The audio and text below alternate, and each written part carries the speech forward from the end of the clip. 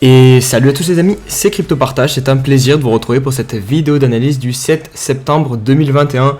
Vous le voyez à l'écran, petite turbulence aujourd'hui sur le marché crypto, journée rouge, avec des altcoins qui prennent pas mal cher puisque le BTC a décidé de corriger seulement de 1%. Il a touché les 53 000 $ hier et là il est tombé à 51 000 à peu près et les alts saignent très très fort et ça c'est vraiment quelque chose dont je vous mets en garde depuis plusieurs vidéos. Voilà, que si jamais BTC venait à corriger, les alts pourraient prendre très très cher et c'est normal vu les performances que les altcoins effectuent depuis quelques semaines maintenant.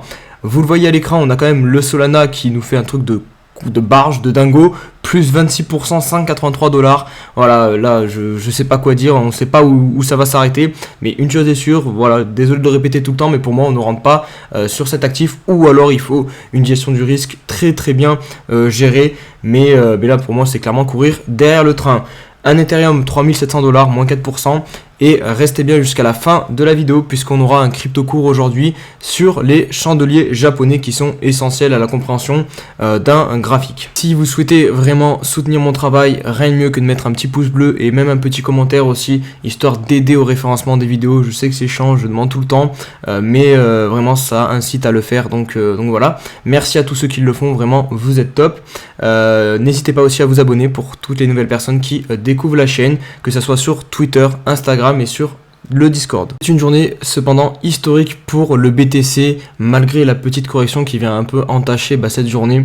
Le Bitcoin devient pour la première fois de son histoire une monnaie officielle dans un pays, donc vous le savez c'est le Salvador, c'est officiel, c'est à partir d'aujourd'hui. Le président a aussi annoncé l'achat de 400 BTC en plus, donc ce qui fait la somme environ de 21 millions de $, il me semble. Donc voilà, belle journée pour le BTC. Si on m'avait dit il y a 3-4 ans que le Bitcoin deviendrait monnaie officielle dans un pays, franchement je l'aurais pas cru. Alors certes c'est le Salvador, voilà, c'est pas un grand pays qui pèse économiquement, mais moi je trouve que la symbolique est quand même là, elle est quand même importante et je pense que d'autres pays vont maintenant emboîter le pas derrière, notamment des pays d'Amérique latine qui sont pas mal enclins à l'inflation. Et je sais pas si vous avez suivi la news sur Twitter, donc raison de plus d'ailleurs pour me suivre sur Twitter et ne rien louper des cryptos. On a un petit mouvement qui s'est mis en place donc pour fêter le fait que Bitcoin devienne monnaie officielle dans un pays. Aujourd'hui on est tous censés acheter 30 $ de BTC. Alors on espérait que ça fasse un petit peu pump ce mouvement, même si voilà évidemment les mouvements initiés par les retails, donc les particuliers, généralement ça fait pas énormément bouger le cours du BTC et là c'est même pire puisqu'aujourd'hui on corrige, donc on se mange un petit peu un petit sell the news. Après voilà, je sais pas si c'est forcément lié à la news du Salvador. Faut pas à chaque fois dès qu'on corrige chercher une raison, il n'y a pas forcément de raison si ce n'est que les gens peuvent prendre des bénéfices. Voilà, on était sur une trend très haussière où on attend une correction, donc c'est normal qu'on vienne corriger un petit peu. Et je vous en parlais il y a de ça quelques instants avec le Salvador et les pays qui devaient emboîter le pas sur le Salvador. Et regardez ce qui vient de tomber il y a quelques instants. Le Panama vient d'annoncer qu'un projet de loi allait être déposé pour reconnaître le Bitcoin et l'Ethereum comme moyen de paiement.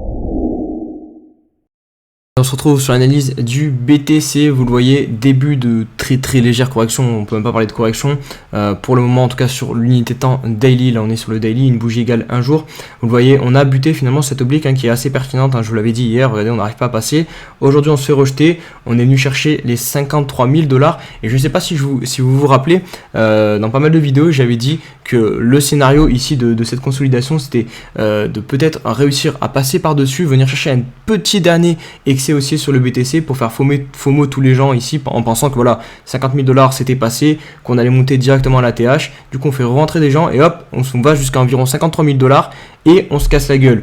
Alors je sais pas pour le moment si c'est un coup de chance ou pas, de toute façon on n'est pas là pour essayer de montrer qui est la plus grosse, qui arrive à prédire le cours du BTC, non, on essaie d'être intelligent et raisonné et d'évoluer jour par jour parce que voilà il faut avoir conscience qu'il y a plusieurs scénarios possibles, plusieurs hypothèses et elles évoluent avec le temps. Donc on commence à corriger, donc là pour le moment c'est une toute petite correction, on peut clairement venir faire quelque chose comme ça, valider cette zone des 51 000 $, 50 000, 49 000 $ jusqu'à la EMA 21, vous voyez qui est situé à environ 49 000 $, on peut venir faire donc un pullback, comme ça on valide cette résistance comme support et là ça serait extrêmement bullish pour la suite, on pourrait repartir tout de suite pas très loin du niveau de l'ATH. Donc là, pour ceux qui veulent se la tenter très court terme, payer cette MA21, vous voyez depuis le début de la hausse, hop, à chaque fois qu'on va la chercher, on repart derrière. Donc là, une fois de plus, on suit la tendance. En tout cas, c'est ce qu'il faut faire dans la logique, il faut suivre la tendance parce que c'est les probabilités qui seront de votre côté et donc payer cette entrée, c'est quelque chose de possible. Surtout sur les halts en plus, où on va avoir des retracements plus puissants. Comme vous le voyez, là, on est quand même quasiment sur des moins 10% sur les halts, donc c'est peut-être plus intéressant de rentrer sur les halts. Après, encore une fois, il y aura plus de risques derrière puisque le BTC, je vous l'ai montré hier aussi avec la BTC dominance, elle est extrêmement basse et on pourrait avoir un run un petit peu solo du BTC qui pourrait se mettre en place dans les jours et semaines qui arrivent.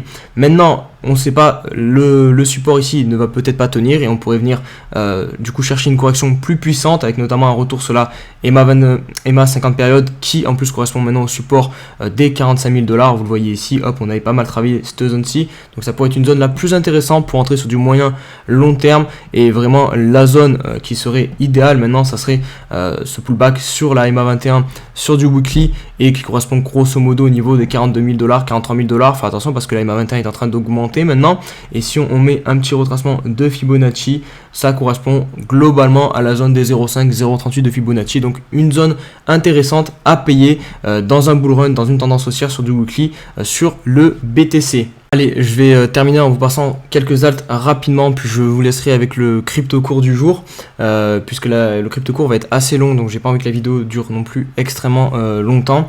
De toute façon, ça va être assez simple à résumer. Si vous voulez rentrer sur cette petite correction qu'on a aujourd'hui, vous cherchez à viser les EMA 21 puisque pour le moment elles tiennent bien et je pense que c'est le minimum pour commencer à rentrer pour du court terme, moyen terme. Vous le voyez sur Ethereum, on n'y est pas du tout, on a vraiment très légèrement corrigé comparé à la hausse qu'on a connue. Donc moi j'attendrais au minimum de revenir sur le niveau des 3500 $, voire même un peu plus bas, 3300 et quelques. Là on avait cette zone de sortie, ça pourrait faire un très joli pullback. Donc là ça serait très intéressant ça serait intéressant je pense de commencer à payer Ethereum.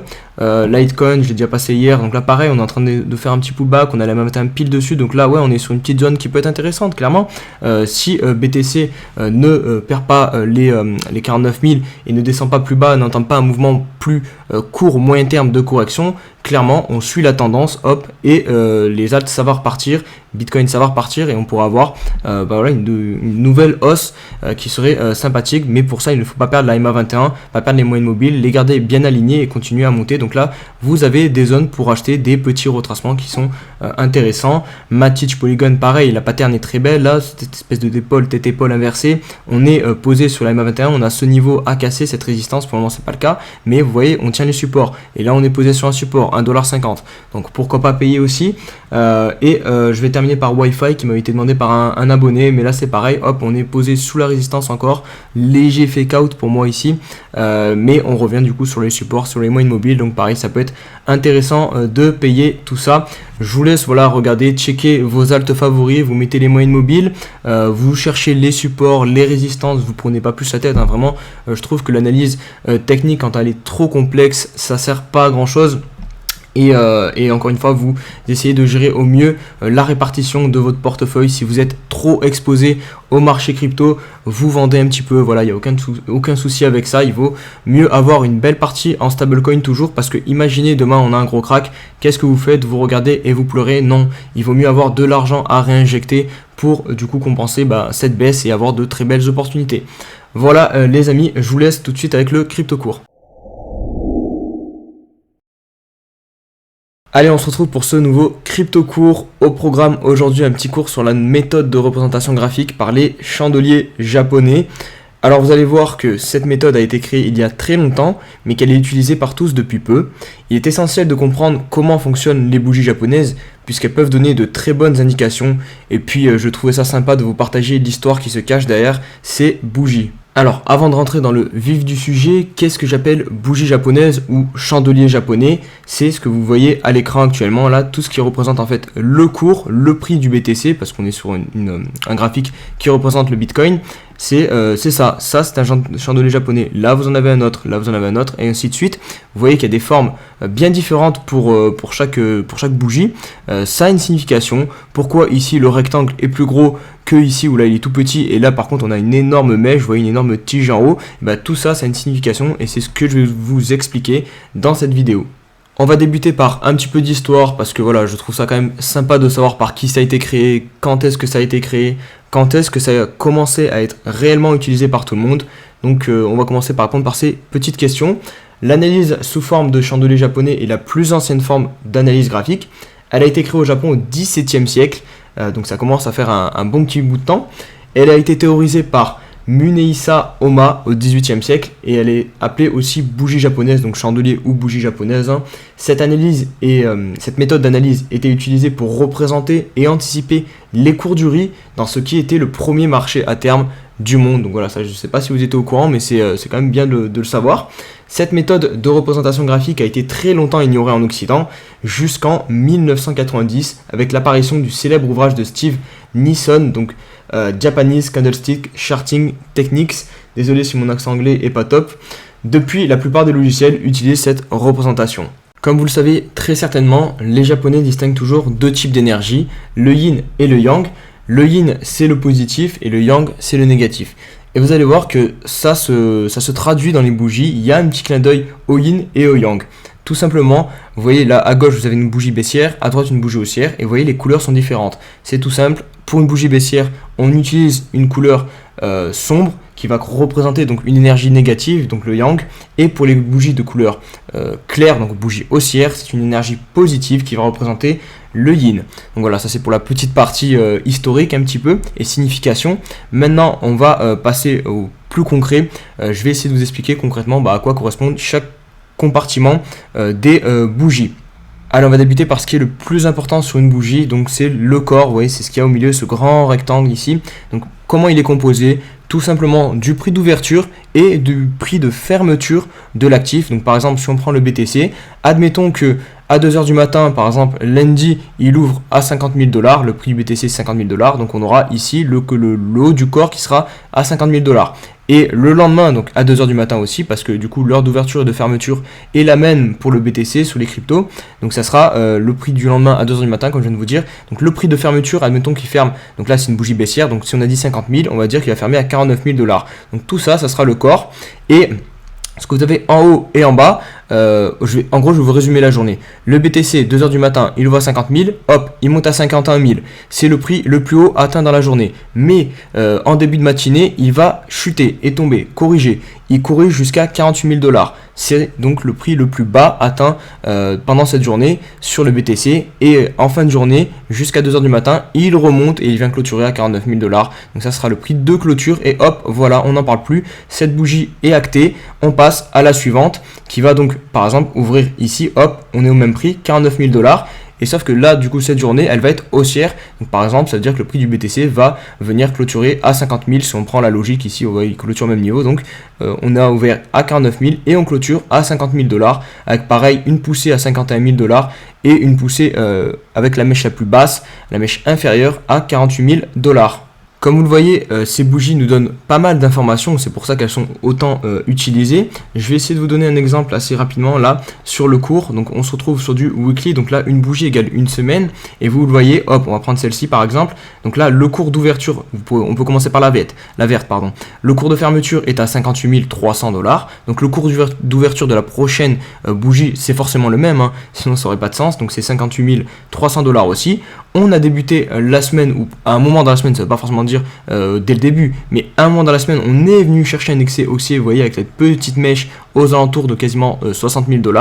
On a ensuite corrigé fortement pour venir faire une mèche jusqu'à 43 800 $.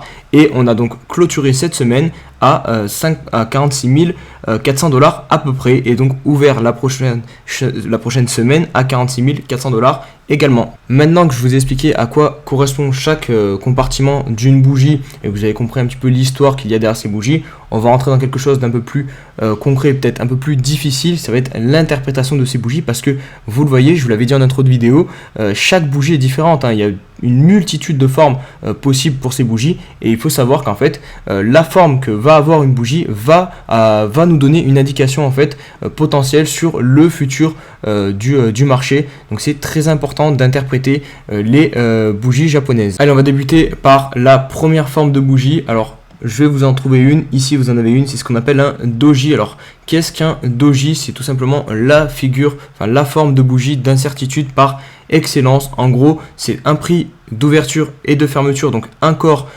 qui est tout petit. En gros, l'ouverture et la fermeture sont similaires, mais par contre, on a deux grandes mèches en haut et en bas. Et plus les mèches vont être grandes, plus cela va signifier une grande incertitude dans le marché. Donc là, par exemple, vous voyez, on avait une tendance haussière très forte, on n'avait que des belles bougies vertes, là doji, et derrière qu'est-ce qui se passe? On a eu 2 semaines d'interruption un petit peu de cette hausse, de stabilisation, d'incertitude avant de repartir certes à la hausse, mais on a quand même eu 2 semaines de pause. Donc cette bougie d'incertitude nous a signifié que la hausse qu'on était en train de connaître ici pouvait potentiellement s'arrêter, que voilà, le marché avait besoin de prendre un petit peu de temps avant de poursuivre la hausse. Et regardez ce qui se passe ici, on en a un aussi qu'on a eu la semaine du 23 août. Donc là vous voyez, cette semaine on est potentiellement en train de débuter une correction avec le retour peut-être à 50 000 $. Donc peut-être que voilà, toute cette hausse avec des grosses bougies d'impulsion, voilà, on marque un temps d'arrêt. On va peut-être corriger un peu plus bas, mais voilà, c'est un petit signal pour dire que le marché hésite un petit peu. On va prendre maintenant l'exemple inverse, donc du doji, la bougie qui elle conforte vraiment le marché dans sa tendance, la bougie qui montre la grande certitude du marché dans la tendance actuelle, c'est tout simplement le Marubozu ou le Morobozu pour la tendance baissière. Je sais pas si je le prononce bien, mais bon, c'est pas très grave. De toute façon, ce qui est important, c'est de comprendre comment il fonctionne.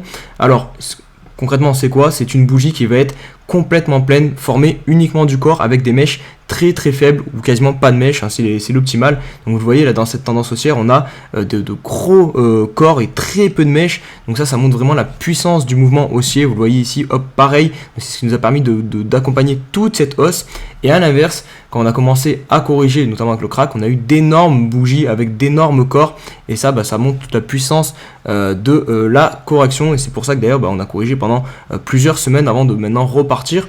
Mais voilà, dès que vous voyez une bougie avec uniquement un corps et un corps avec une grosse amplitude, en gros, ça veut dire que voilà, la tendance haussière est très puissante et qu'elle a de grandes chances de continuer. On va enchaîner avec les figures de bougies qui sont annonciatrices d'un retournement de tendance. Alors, les plus connus, ça va être le marteau et le pendu. Le marteau pour la tendance haussière, le marteau en tout cas pour un retournement haussier, et le pendu pour un retournement baissier en général. Donc qu'est-ce qu'un marteau? Ici on en a eu pas mal, c'est une bougie avec un corps assez petit situé en haut et une grande mèche sur le bas, pas de mèche en haut en gros. En gros ça veut juste dire que le prix a été énormément défendu, on a piégé énormément de bears et vous voyez ici on a énormément de mèches dans cette zone-ci. En fait on a fait peur à tous les bears en faisant croire que notamment on allait passer sous les 30 000 $ et à chaque fois c'était défendu, le prix était défendu et on tenait les 30 000 $ jusqu'au moment où voilà on a eu la validation de ce piège et qu'on est reparti à la hausse. Et à l'inverse, vous avez le pendu qui lui va se trouver plutôt sur un top de marché qui va signifier un top de marché potentiel, un retournement de tendance à la baisse. Là on en a eu, il n'y en a pas de propre là sur ce top de marché ou des 65 000 $, c'est pour ça que ça a été assez piégeux, on peut considérer lui peut-être à la limite. Là on a eu un espèce de doji, donc voilà, il y a eu pas mal d'incertitudes, mais encore une fois vous le voyez bien à l'écran, il n'y a pas d'indicateur magique à chaque fois, c'est un petit peu ambigu et il faut prendre en considération plusieurs indicateurs, faire un petit mélange et voir vers où ça converge, vers quelle hypothèse ça converge. Et là pour le coup on avait peut-être plus d'indicateurs qui convergeaient vers attention, la hausse est en train de ralentir et potentiellement on a trouvé un grand top de marché. Il faut aussi combiner ça avec par exemple les volumes sont très importants et indiquent beaucoup de choses à chaque fois. Donc là je vous disais le pendu c'est l'inverse, c'est tout simplement sur un top de marché vous allez avoir, on va prendre cette bougie comme exemple en disant qu'il n'y a pas la mèche là, si la mèche en dessus n'était pas là ça aurait été vraiment parfait. On a une mèche en bas plutôt grande, un corps plutôt faible et voilà ça annonce un top de marché. Et on va conclure la vidéo par une pattern de bougies, puisque oui, on peut avoir des patterns de bougies. Alors ce que j'appelle pattern, c'est plusieurs bougies en fait qui vont nous dire quelque chose, parce que là ce que je vous ai montré pour le moment c'est juste une seule bougie à chaque fois, mais vous pouvez aussi avoir deux bougies qui vont signifier quelque chose.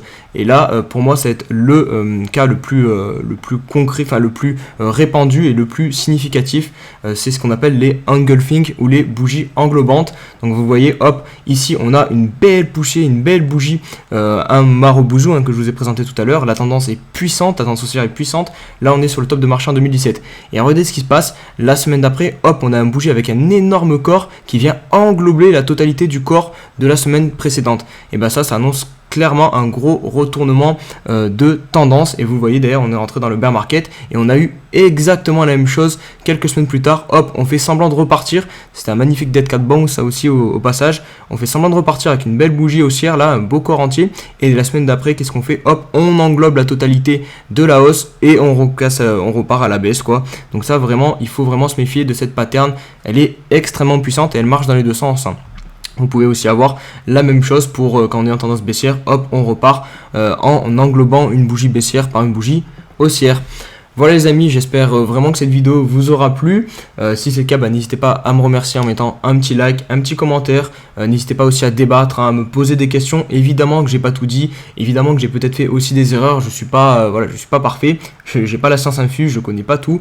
J'essaye de faire ces cours en grattant un peu à gauche, à droite des informations dans mes bouquins, sur ce que je trouve sur internet et de ma propre expérience aussi sur les graphiques. Donc voilà, on se dit à demain pour une nouvelle vidéo. Allez, ciao ciao.